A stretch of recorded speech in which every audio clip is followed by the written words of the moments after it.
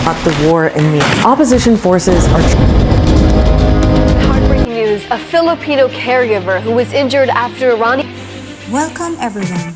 Today, let us talk about the responses of the justification of evil in different theodicies. So as what we have watched in the news, our world is now suffering for war. Many of our countries now is experiencing that war. Our late Pope Francis said that this war he considered World War III in pieces. There are many politicians and economic criticals that happens right now. So what can you say about that, brothers? After Caesar, behind this increase, sufferings and destruction, the people accountable in this evil is no other than leader. They lose the sense of leadership. It's selfish. opposition forces are trying to overthrow the military.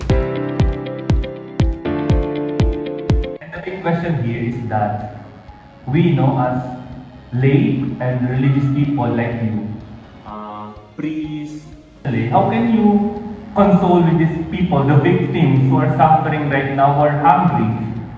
No? The good response that we can do is the soul-making response. No?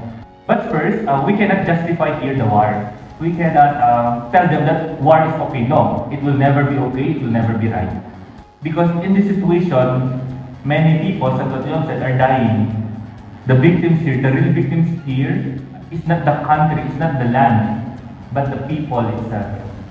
So, in this particular situation, we should not use our mouths just to console them, to speak with them, but rather our gestures, our actions. No? We can see in the news how these religious people, a cardinal, being with the victims, helping them, eating with them, no? Consoling them through his actions. And this, in the perspective, in the viewpoint of the victims, they will be, or they might be realized that, oh, despite the suffering, despite this war, God is still with me through these people.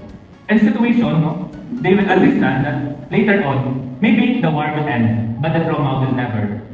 And when they bring this experience, no, since they are experiencing pain at the present, in the future, they will become peacemakers. Not really to become a servant leader, not to become a citizen leader, but to become a peacemaker. Because God is telling me that, oh, I need to become good for them, to be a good father, to be a good mother for them. This realization, no, will lead them to what is good. Pope Francis said, no, when he was asked, whom do you choose between these two nations who are having their war? No? Pope Francis didn't mention any country, but what he said in the end, I choose peace.